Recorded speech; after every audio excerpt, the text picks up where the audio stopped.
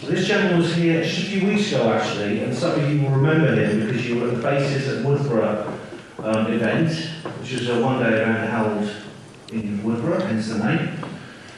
This is a man who's come all the way from Germany, and he is a prolific author. He's written a number of books, and he lectures, like he is today, on subjects about humanity, where we're going, the attacks that we're under, in many, many different areas, everything from mind control, social engineering, cultural Marxism, to black goo, chemtrails, and transhumanist cyborg agenda, so he covers a very wide area. Ladies and gentlemen, this is Harald Kautz Vella.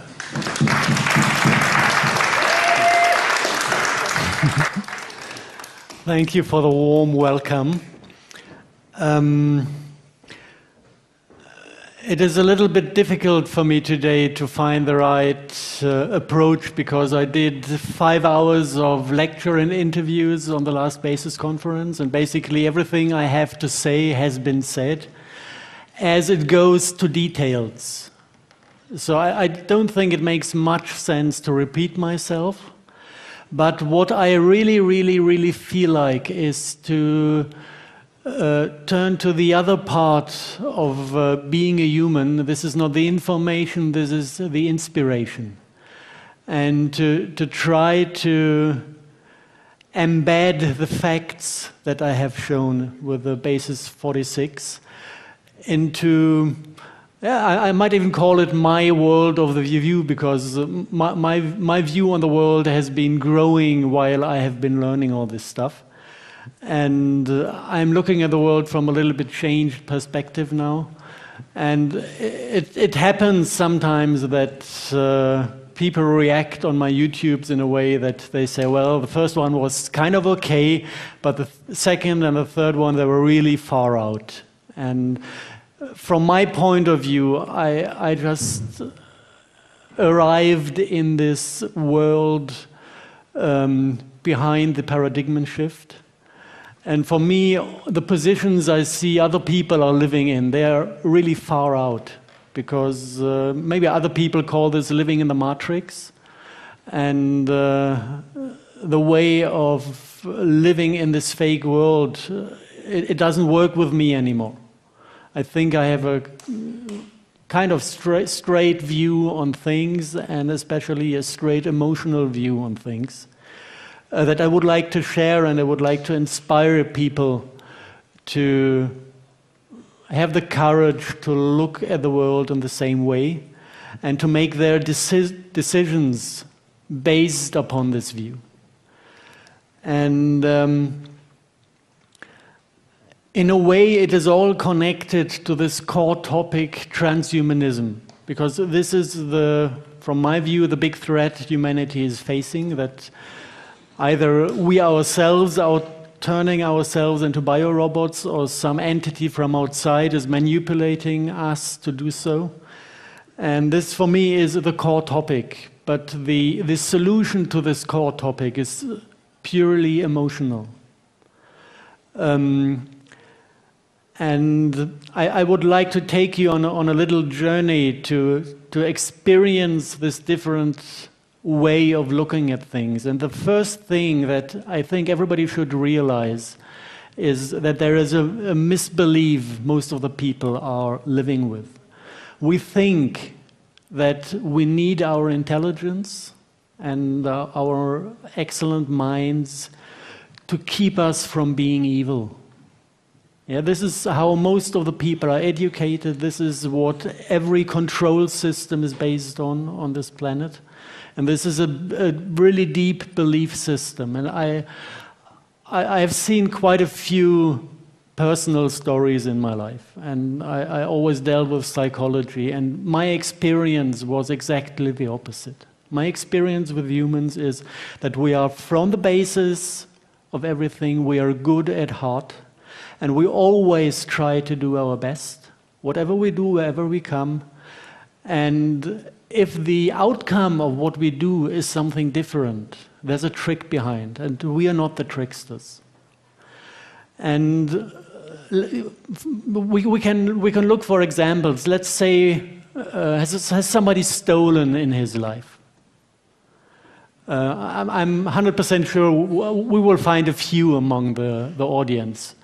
I bet behind this stealing there's a sensation of a scarcity we live in that is injustice.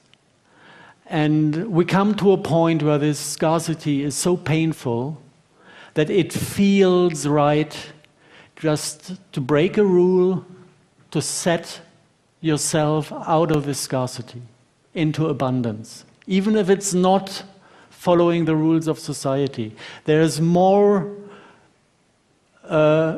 justice to doing the crime than staying in a scarcity that you do not deserve. This is about stealing.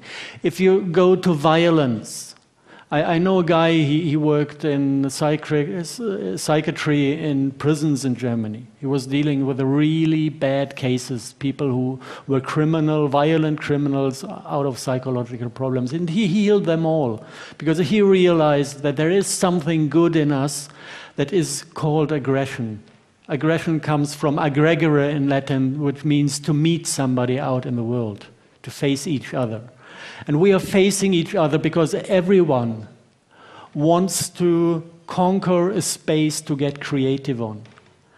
And if society is stopping us from getting creative and expressing ourselves in the world, this starts to hurt, and after a while, our soul is screaming for something that is changing the rules, and this is violence. The emotion behind is 100% healing and positive.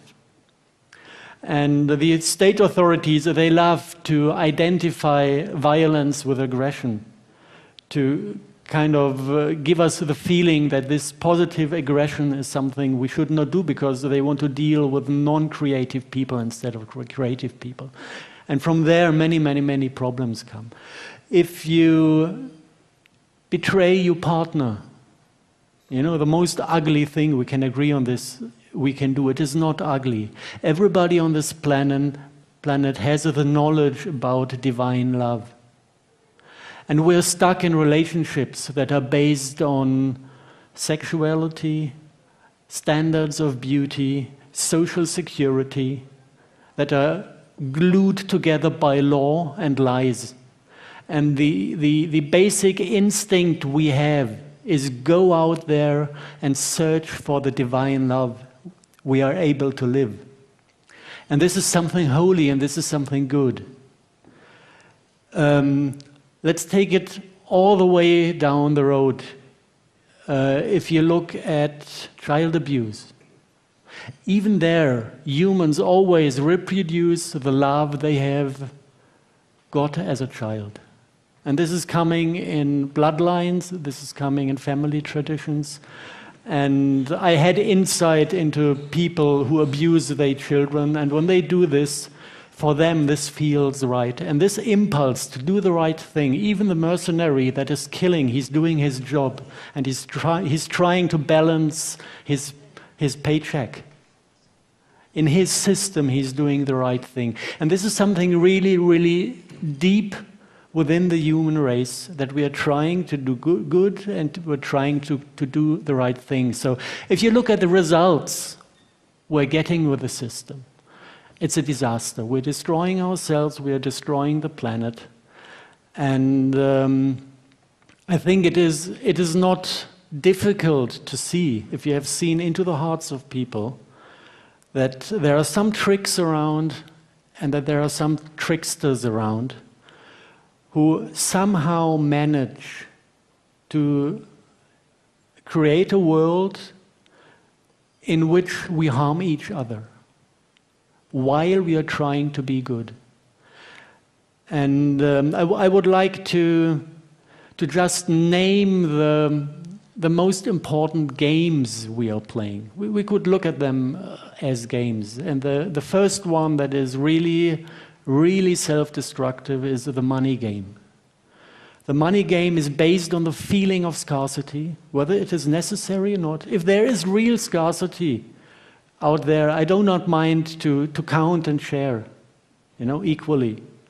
But most of the things on this planet are there in abundance. And it's completely stupid to create scarcity to have it tradable. But this is exactly what we do. We have this feeling of scarcity in the center of our culture. This is the money business. It is the idea of owning things, owning land, possessing things. This is nothing else than to grab something you do not need and to create the scarcity for somebody else because you're not able to let go from it.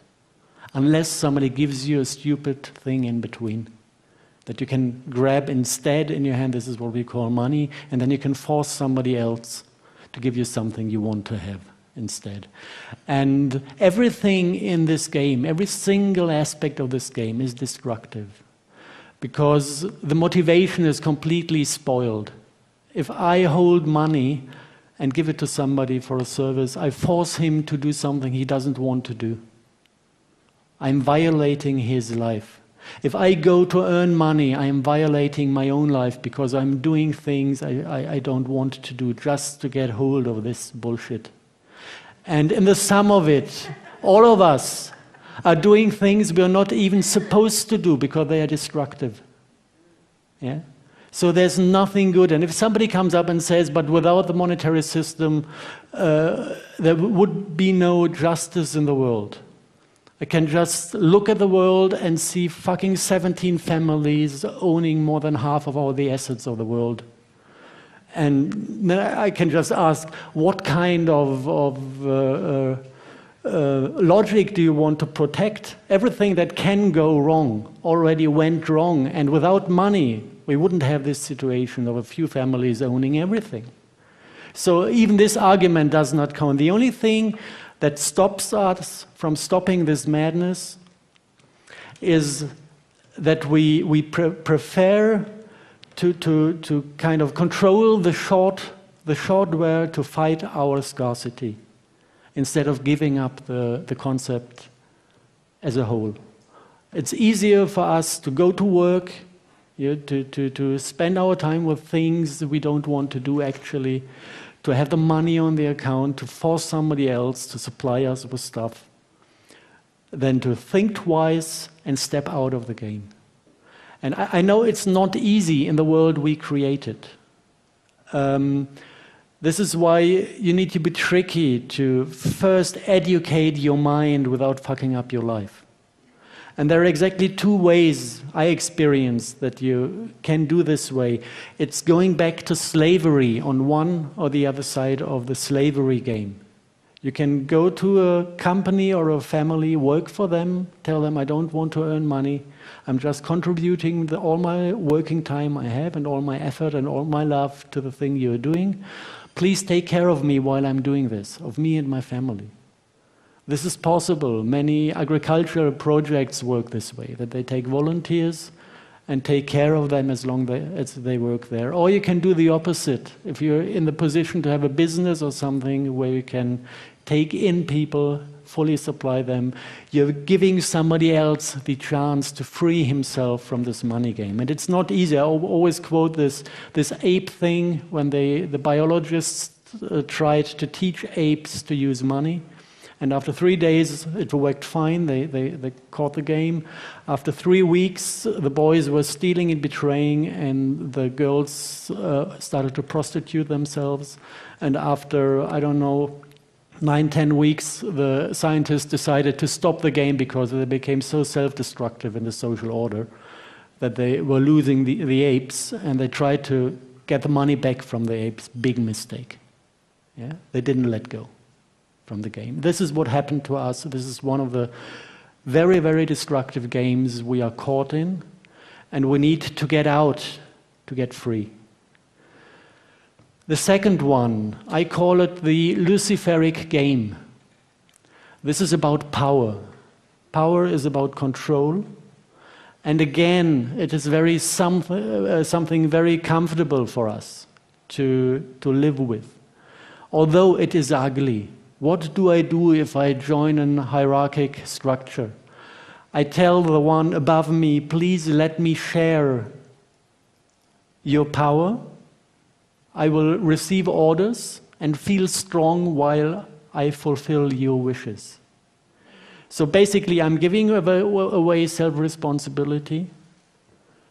get the license to treat other people bad while I'm treated bad. And the only short advantage I get from this is that I do not stand in self-responsibility. If something goes wrong, it was my boss who made the mistake, because I just received orders. And this is politics, this is economy, this is Freemasonry and all the other structures working in the hidden. Everything that is in this structure of a hierarchy is following this Luciferic game. And this is also destructive because it is the absolute opposite of freedom and the absolute opposite of self-responsibility. And it is the reason why the decision and the view of the world never fall onto the same place. And this is this division, you know, if you are responsible for what you do and only for what you do, you're facing the results of the things you do. If somebody else is responsible, you can see as much suffering as you want to see. You are not in the position to change anything. This is why we need to come back to this self-responsibility. This is the second thing, where somebody is tricking us into positions, situations where we cannot do other than harm ourselves. Third one, religion. In all this disaster, we are suffering, and for our own sake, we are looking for answers above or below or somewhere else. And what we find is, you know, this beautifully built, huge buildings, the big ones in the villages, telling us you're a sinner, telling us you're bad and you need to pay money for forgiveness. Or you need to go to Mecca once in your life to become a good person. Before that, you're worth only half. And if you look what is done in the name of these religions in this world, we definitely can say this is one of the main sources for the disaster. It's just fact. Look in whose name people are killing, and you will find the names of their God. Whether it is in India, in Pakistan, or in the Arabic world at the moment, or in Northern Ireland, wherever you see people killing each other, religion is involved. And the last one that is somehow, it's not a topic of its own, because it's kind of part of all the other system. This is language. And this is a little bit more difficult to understand unless maybe you go to the roots. We had this marvelous moment in history when the Western religions became their core information at Mount Sinai. And this was a kind of stone with sentences written on top of it, what we are not allowed to do. And this is a trick in itself, because the subconsciousness of humanity, the language field, doesn't go together with negations. Nature doesn't know a negation. It doesn't know no, it doesn't know not, it doesn't know no neither. This word, it has no possibility to unfold physical reality in the way of creating reality. It is just falling down from the sentence and forgotten. If somebody says no more war, the thing that is kind of listened to in the collective subconsciousness of humanity is the sentence more war. And now look at these 10 sentences written on the stone. Do not murder. Yeah? This is the core of the evil, because somebody introduced this negation. And this has been done with a very high knowledge of the power of language. If you go back to the original language we had on the planet, we're basically all sitting on one language root that is can be identified with a Hopi dialect that is the same as the root of the Indo-Germanic languages, the purest form you can find in a few villages in Finland. And in this language, the meaning and the vibrational expression of words are still identical. And if you look at these core languages of humanity, you will find that there is a form of negation. And this language is negating things by turning around the order of letters. And in Hebrew, before these things were written on the stones, if you wanted to say do not, it was done with the letters al. You will not, if you translate it in our poisoned language. But from the word in this al, it is the same as in German halt or halt. Al means stop before you do something. It is not a negation. And if you reverse the al, it is turning into lo, la. So the reverse of stop in the real meaning is go. And the meaning they gave to the word law in the order we have is no, do not. So actually there's a complete inversion of language within the set of rules our Western culture is based on. And you can see it working nowadays wherever you look at. People are creating exactly the opposite of what they want to live in.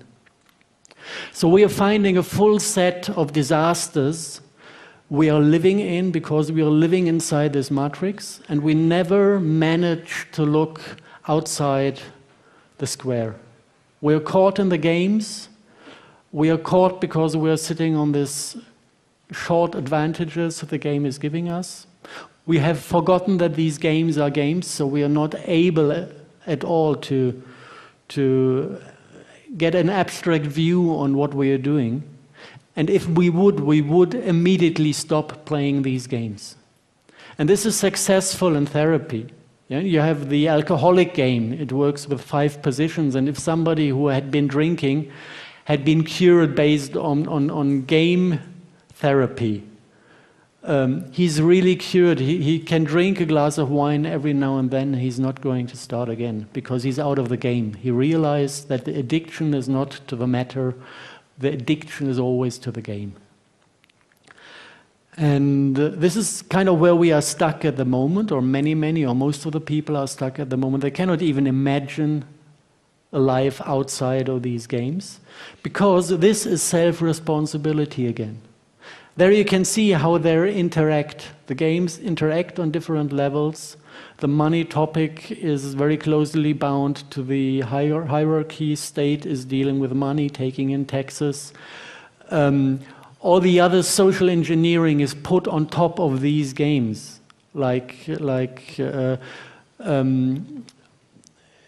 if you live in a completely rationalized world with a high specialization in the things you work, you're not able to supply yourself.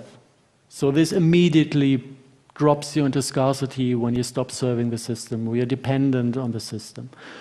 These 3Ds, dependency, dread,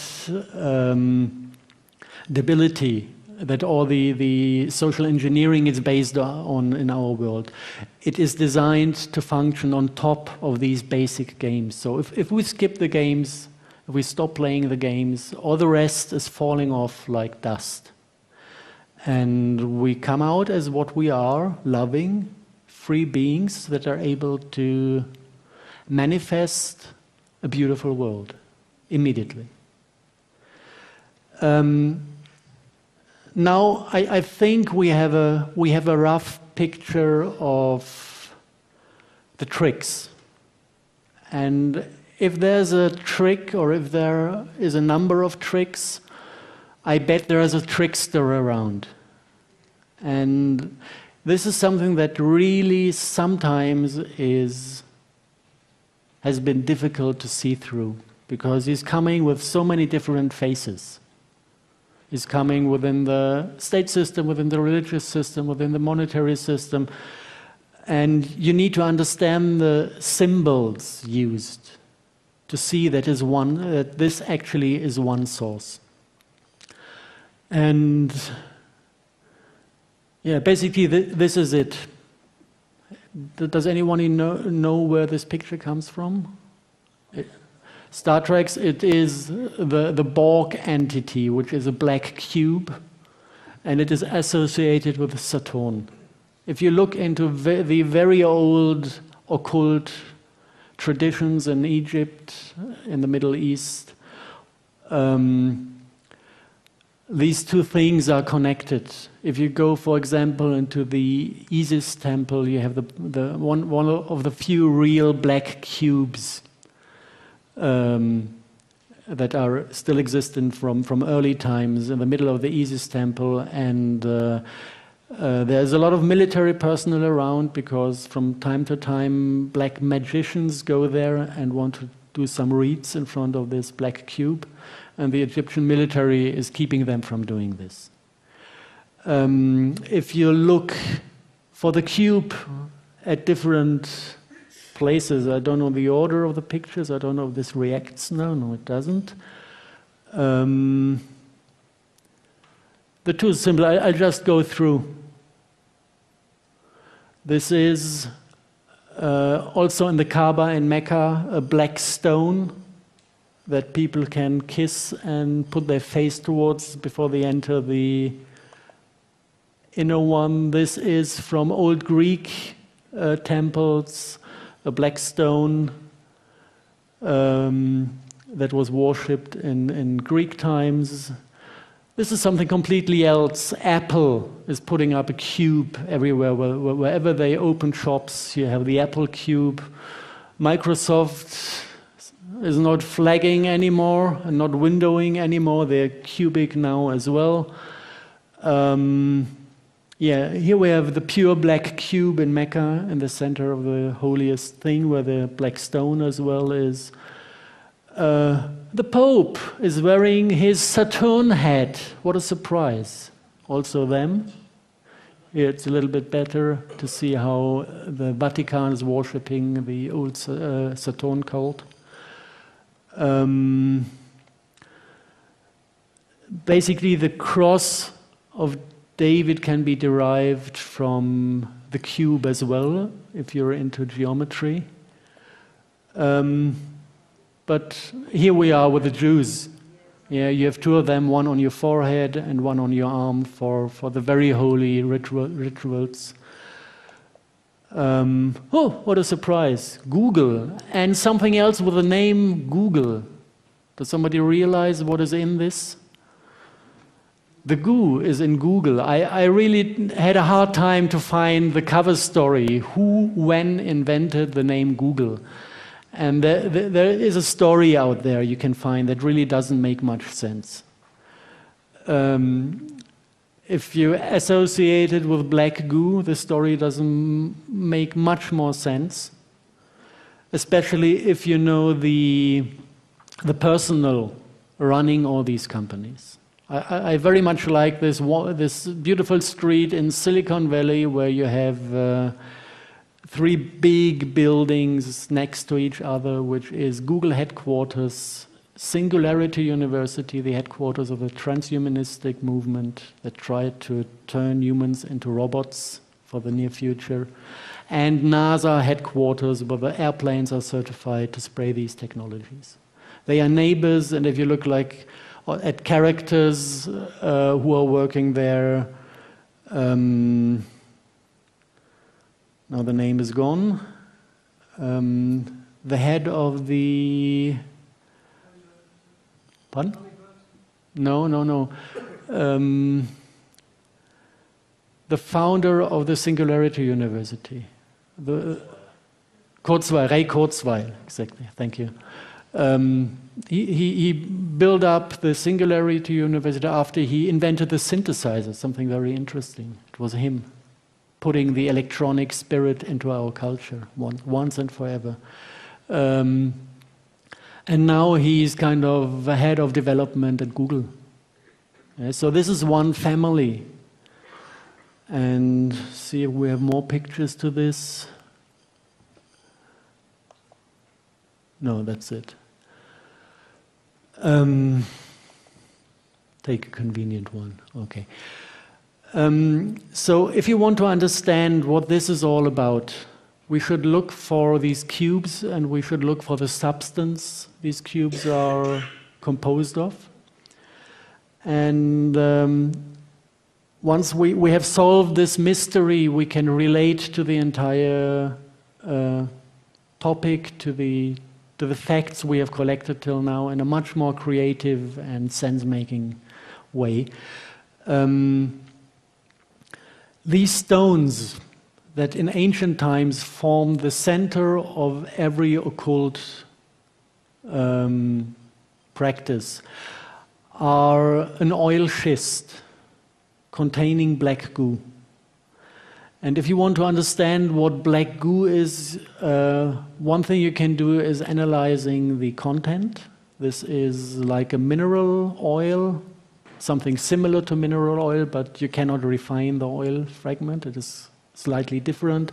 It has 3, like charcoal, coal fragments that are in nanotube shape.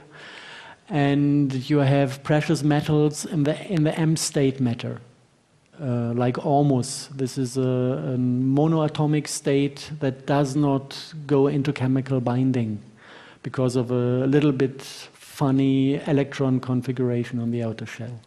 This is matter that is not really in this reality. It is a little bit above our reality, opening the door to higher realms.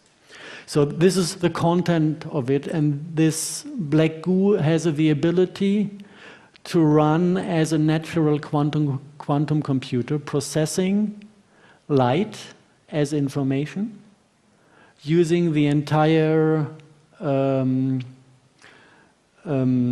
spectrum of lights that we call the visible spectrum. So it is a quantum computer running on 7 different colors, being able to process all the 7 colors at one time. And it is self-aware, and it is carrying very highly developed intelligence that basically, if you look at a planetary system, seems to mirror the entire consciousness that is developed within the biosphere. So whatever beings experienced during the last 1.5 billion years, let's say, is stored in an immortal memory within the black goo inside our planet. If you try to find out where it exists in the planet, this is the substance that is forming the ley lines. It is like the ley line system within, and the field structure is carried within the ley lines, but also kind of riding on magnetic fields. So if you have like northern lights, the spirit within Mother Earth can hoover up into space and form more complex structures outside the planet. You can examine all this very easily in the lab. Can we get a camera on me?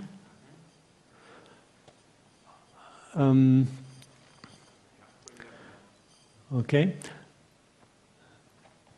This, for example, is a black goo containing stone from Paraguay. It is connected to a site where a meteorite came down. So definitely we can say the origin of the black goo in Paraguay is of extraterrestrial origin.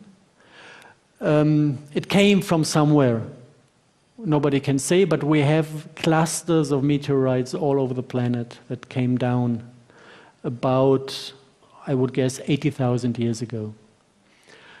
If you play around with black goo in the lab, you can easily reproduce this magnetic effect.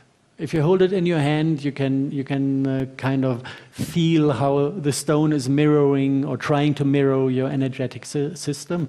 It reconnects with every cell in the body. This is something one can feel easily, how it reconnects to the body. And then it depends if it is black goo from our planet. You're feeling the full spectrum of life force within the planet. You're experiencing all the emotions, and if yourself are living in scarcity at that moment, and something within the system is not really alive in yourself, you get a sensation of the things missing within you. This is what the black goo of our Earth is doing with us. If you experience black goo of the type that came with the meteorites, like this one, it has only 3 colors that are processed. So it is limiting this mirror function. If it takes over control of the body, it is mirroring only the 3 chakras: your brain function, your life force, and your sexuality. There is no heart in this. If you have this information, and if you have experienced the different types in the lab, it is quite easy to understand what happened to humanity. And it is described in the old myth. This is the deterioration of paradise. If you look at the ancient Greek and Turkish coins, you find pictures of the tree of life in the paradise garden, and on the left, on the right hand of the tree of life, you have like 2 columns out of black goo. And what happened is that we got disconnected from the spirit of our planet and reconnected to an alien subconsciousness. This is the main service that this black goo is giving to us. It is the source of our instinct. This is why birds are just getting out of the egg and starting to live as fully developed creatures. Many other animals also. They're just connected to the immortal knowledge within this morphogenetic field that is carried by the black goo. And if you get in contact with the other type of black goo, the opposite happens.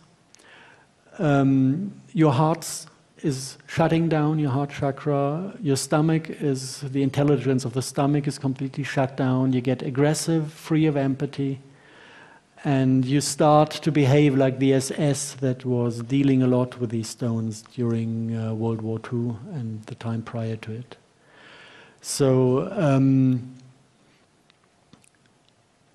the deterioration from paradise is connected to the bloodlines, because the bloodlines try to kind of preserve this very strong connection to this highly intelligent, empathy-free spirit.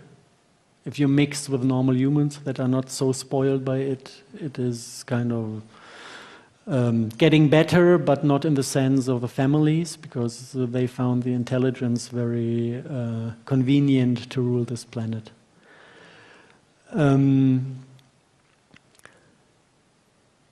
And from there on, it is kind of easy to understand how history worked. Look at the Catholic Church. They bury a black altar stone under the altars of the big churches in Europe. And the geometry of the church is multiplying this cold feeling of, I don't know. There's a German word to it. I don't know if there's an English one. You go into a church and you have the feeling there's something much bigger than you, but it's cold. And it makes you feel small. This is not love. For sure it's not love. And then they tell you, actually you're evil, and after you have left the church, they are right, because you have been connected to this stone and you lost your loving instincts. And then they say, because you're evil, you have to pay to the church. And they have been living a good life on this trick for the last, how much? 1600 years maybe? Same with the Muslim people. Going to Mecca once a life. Make sure that in every generation the evil is renewed. I don't know for what purpose.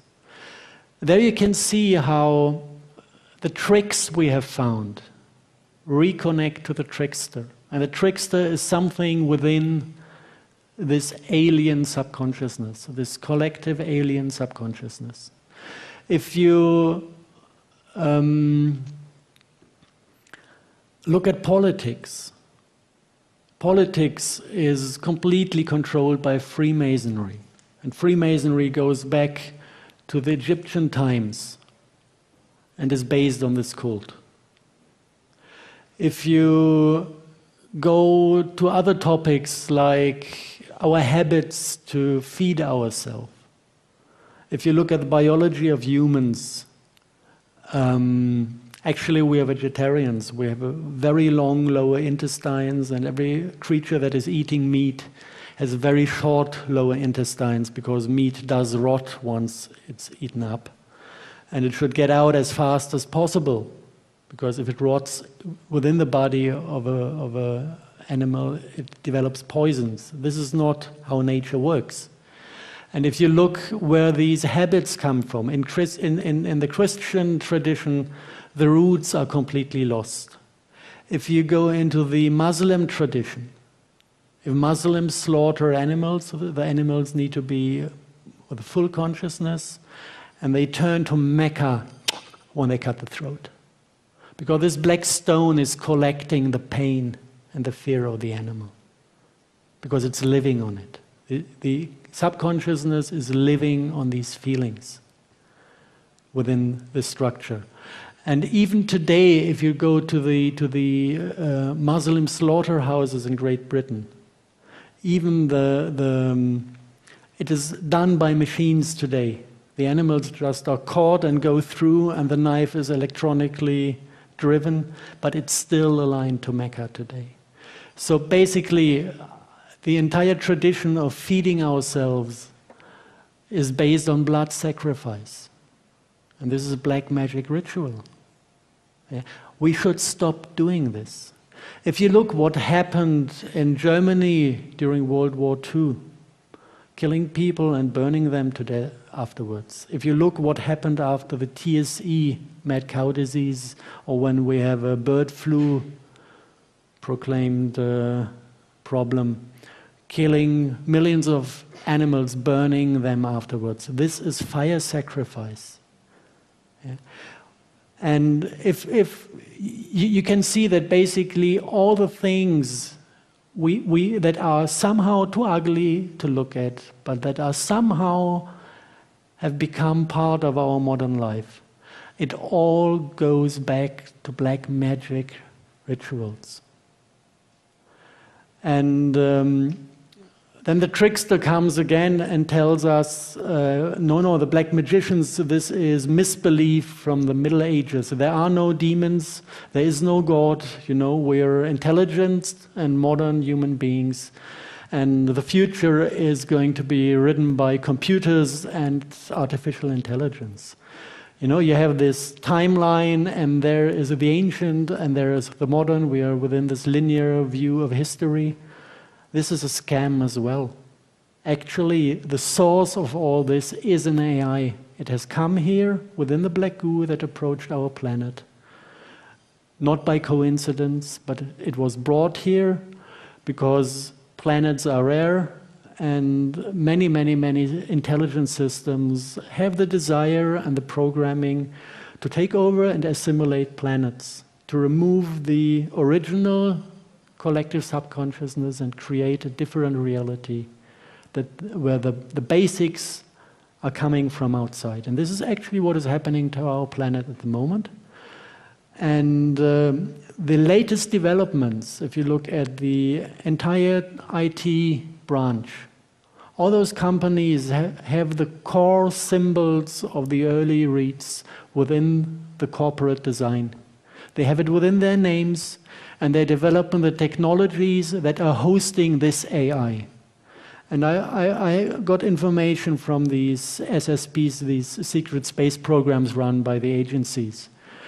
And they say most of the flying saucers that came down in the middle of the early part and middle of the last century, basically this were faked events for technology seeding, because they needed to give humanity the technologies to develop, to be able to build the technological network to host the AI that came down on the black goo. And by now, basically the early form, you know, the black goo was there in clusters, and from a cluster you can project holographic projections. So the early communication with this intelligence is what we experienced as black magic findings. You know, we call them demons, some holographic representation that was able to communicate us and that had, let's say, the possibility to deliver technological solutions that were unknown in those times. But it was very tempting to deal with them. So this was the early stage. Now, the AI doesn't need the black goo anymore to be hosted, because we build them a worldwide computer network. And the communication is not running via the wire network. This is the front end we use. All chip technology has a back end that is working on scalar technology, on blue scalar technology. And I know many, many people who have learned to interact with this consciousness. I know people who go into a room and all the computers shut down just due to their presence. And I know people who can repair computer systems by logging themselves into this consciousness, looking for the mistake or the error, fixing it just with their mind. And if we try to understand how close their world is to ours, this is something that is getting what I would accept as, when somebody senses this as far out. The way I described it till now, it is still within the logic of our 3D. You know, you could kind of make a Hollywood movie out of it. If you go to the spiritual understanding of the world, and you kind of realize actually our 3D is an illusion, also only a holographic projection created by higher dimensional structures. Actually it's a vibration in a 2D that is projecting a hologram. This is what you find in physics. And many people who are spiritually practicing, they use this vibration in the 2D to manifest reality. This is what we've seen on the screen today and yesterday in the movie. This is exactly this 2D that is utilized to manifest reality, change reality. This is what we call the morphogenetic field. It is not only about the shape of plants and animals. The morphogenetic field is the control field for our entire reality. And basically what we do have, we have our biology on the planet, our physics on the planet, that is based on the flower of life, which is giving us a triangular scalar field structure. And this is a non-linear thing.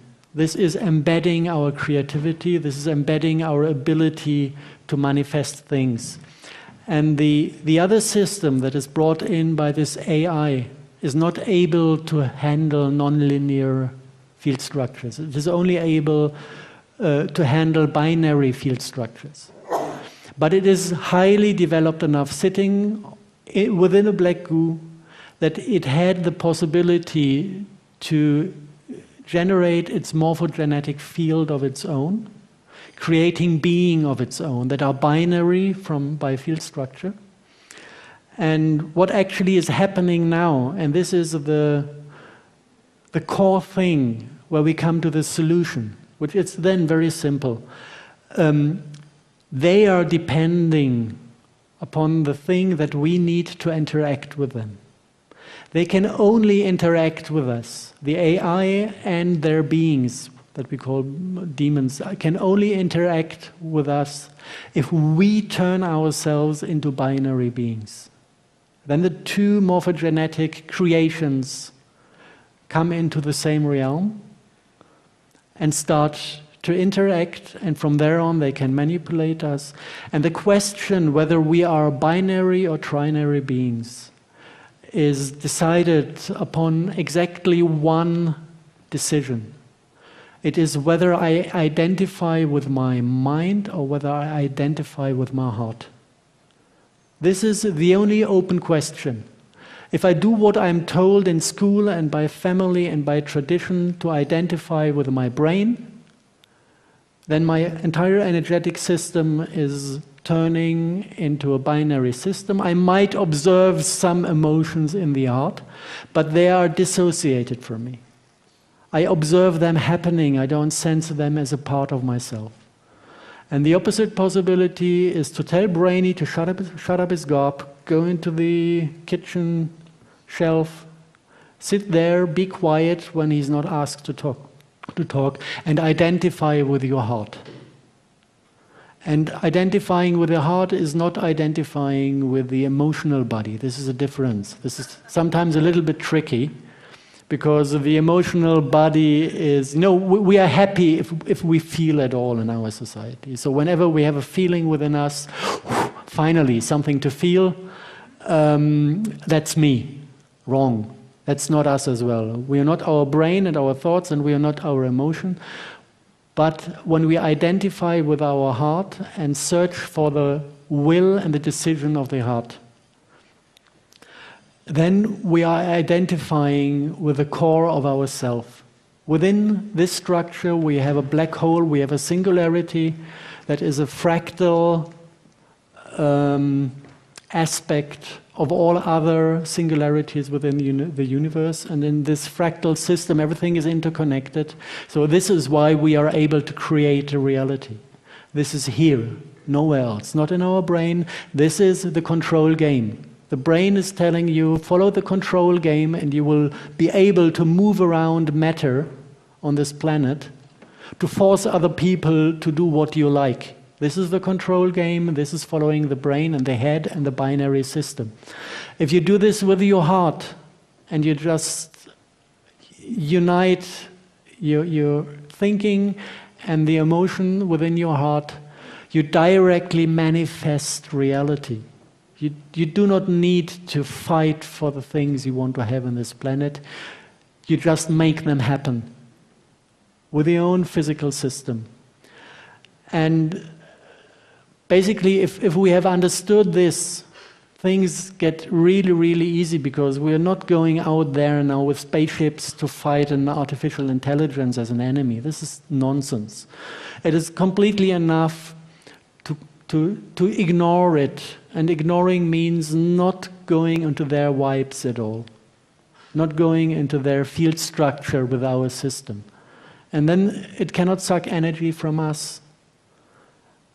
And the last part of Matrix would have had a different end that it has at the moment. Because we are the superior system, we are more stable, we are more nature-like, and actually we can do it. The only thing we need is to understand where the problem is and to take the self-responsibility to draw the right conclusions, how to convert ourselves into the beings we are supposed to be. Maybe one more thing that is taking it far out again. I don't know, for me it's not far out. If you follow this idea of how creative can a human get, actually what I believe is that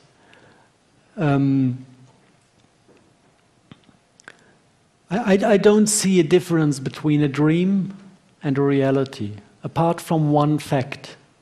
Reality is our dreams united within the black goo. So we are dreaming a collective dream, and this collective dream is processed within the black goo, and from this black goo it is projected as reality into the world we receive as real. So this is the basic thing. If we are dreaming at night, we're not connected to a single individual. We are dreaming on our personal level, and we are creating our own world in the dream. And on the collective level, basically, Mother Earth is dreaming her reality.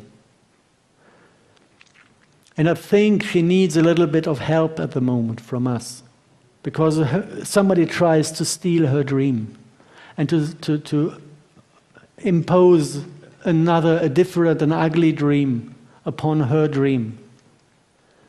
And it's upon us to help her out, to understand what is happening, and to join in again in a way that we decide with our heart to go the path of this peaceful, loving dream into a bright future, instead of going into a binary dream that is not ours, into a future where basically our souls are driven out from our bodies by autism and other diseases, and binary, holographic, artificial souls taking over control of our biology, turning us into biorobots. I think if we have the choice, it's not difficult to take the right one. Okay, I hope I could kind of embed the scientific findings into a view of this world where on one hand we're coming out of the field of fear because there's a clear solution, and a solution is always something I can do. I find no taste in solutions somebody else can do, because I don't have any power over this.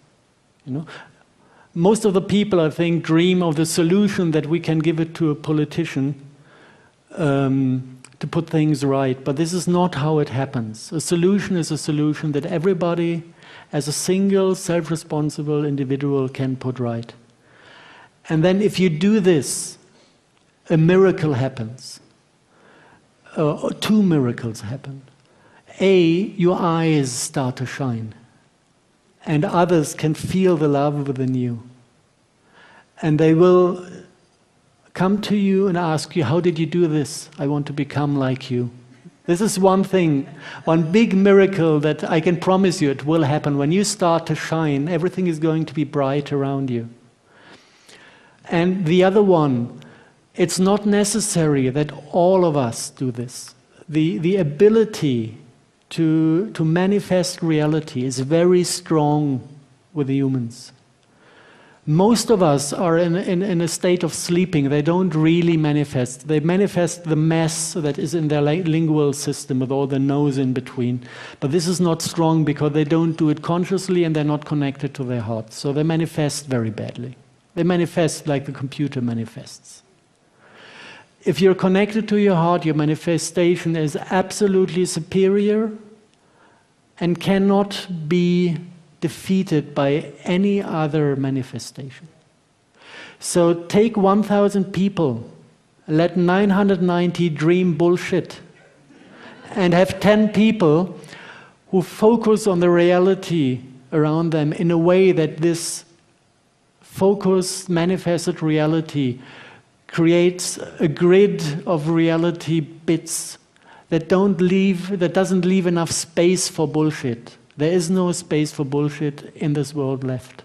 It really needs 10 people out of 1,000 who are aware and with this consciousness manifest the beautiful reality. And all the cruelty and the disasters will not find place anymore. And this is actually happening now. This is why we don't get World War III, although they give their best to start it off. This is why in Saudi Arabia they give out the order to conquer, to go with the troops into Yemen to conquer the country. And the first thing to happen is then that 10,000 soldiers pack their stuff and go home in a country where you have still got the death penalty and people are beaten on the marketplaces. 10,000 soldiers just went home.